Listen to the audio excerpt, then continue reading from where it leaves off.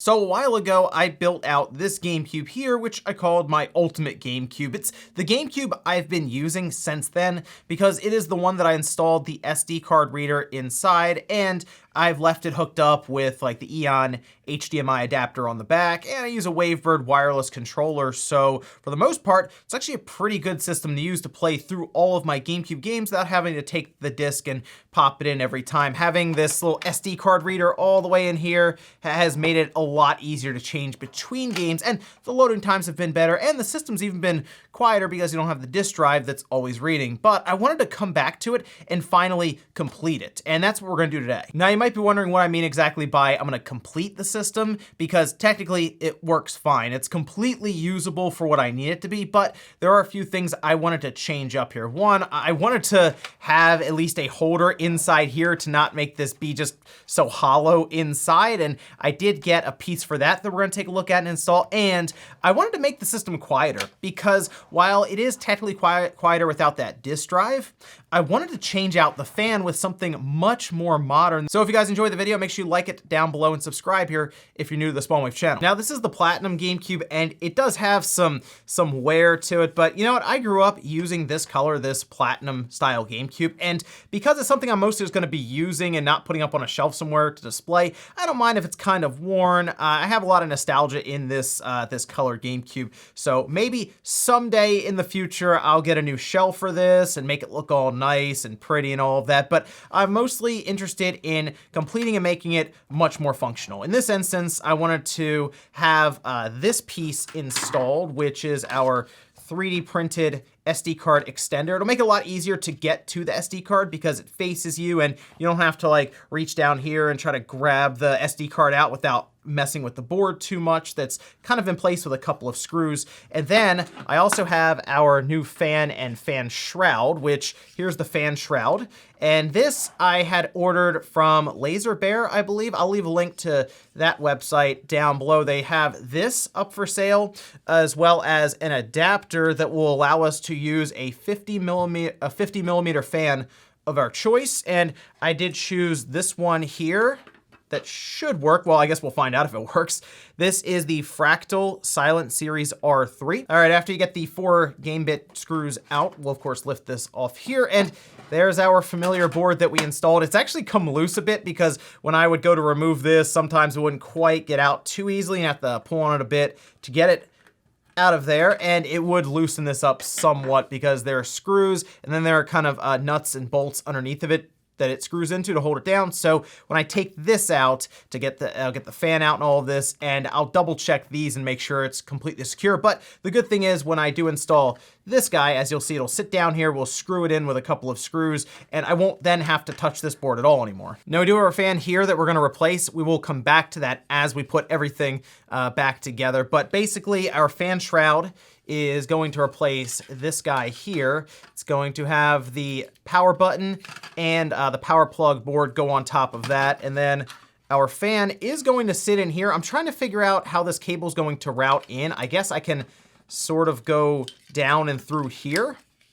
And that should look pretty good, I think. Even on the side, you'll see kind of the white blade shining through. So what had happened here was these standoffs here that these screws went through when we were screwing it in actually became loose over time. And that's probably just from me trying to grab at this at like an awkward angle through the top opening of the GameCube itself. And just eventually these would just kind of be wiggled loose, and this moved all over the place. So I just went ahead and tightened those down, and the board is basically just set there now. And hopefully adding this piece, which we're gonna go ahead and do now, will fix that. The way this is going to work is I am just gonna remove this SD card here, and it basically has an SD card extender. That'll plug in there, this will go over it, and then the SD card that I have here will just plug in here from now on. Much, much easier to get to. All right, after messing with these screws for a little bit, because it is 3D printed, so like the screws have to basically drill their way in to the 3D printed spot where they have the holes already set up, and then it'll grab and it'll start to screw in and all of that. But just a couple of screws from here on this side going up and through. This is plugged in down there,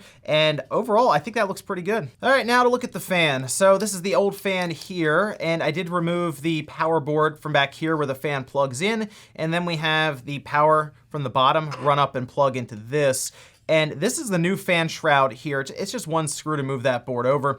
And it looks like the new fan will fit right in here. Gonna replace this old one, very dusty as you can see. This one runs over the top. Unfortunately, there doesn't seem to be a cutout here for it. So I ran it around under here and around. I guess I could just secure that with like some Kapton tape or something just to make sure it doesn't come loose.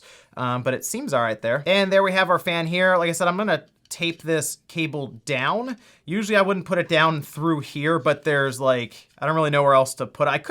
I guess I could have just cut it a little bit, like a little spot here for it to go around, but if I need to, I will do that. All right, everything's lined up. It's screwed in. It looks good. I would say right here. It goes along pretty well with the overall platinum look with these white fan blades there. We still have plenty of cable here, but I don't really need to unwind it, I guess, because I don't really need all that extra slack. In fact, I kind of need less, because in order to make this plug into this, they did also give us a little adapter here. So this will plug in just like that. And then this piece will plug in right here next to that power button. So you can see I end up with quite a bit of extra cable. I'm gonna go ahead and try to wind this up using this little tie they have there. And I can probably sneak it around the back right there. Now, before I start closing up, I am gonna go ahead and test it real fast just to make sure that this fan does spin. There it goes. It is a lot quieter. I can immediately tell the difference between this fan and that stock GameCube one. Now we're gonna see how this lid fits over the 3D print here for the SD card holder. Yeah, it looks like it is closed up all the way around there. And we can see that the plastic here just kind of fills in that very large gap that would normally be there with just that board in. And it's a lot easier to get to the SD card, whereas before I'd have to try to rip out the SD card or be able to just kind of push it in. This is actually spring-loaded.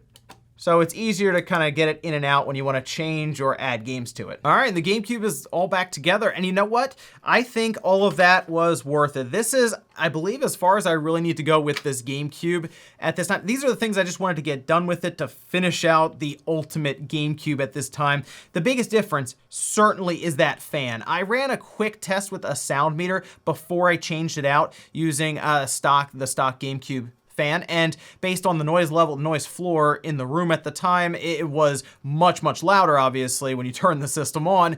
But then when I moved up to that fractal fan and ran another test later on with a slightly higher noise floor in the room, it was much better. It's about 6 to 7 decibels in terms of difference in sound, but you can just hear the difference right now even. I mean, I can still hear it. It doesn't make it like silent completely because the GameCube itself does run the fan at just like a set speed all the time pretty much, but it is noticeable. So that is nice. The cutout inside, the 3D printed piece here that kind of fixes where that big empty spot was when I added in that board for the GC loader, much more convenient by far. If you're going to do a GC loader, you might as well grab one of these. There's a link down below in the description where I got all this stuff, which was from the same site that the Laser Bear site.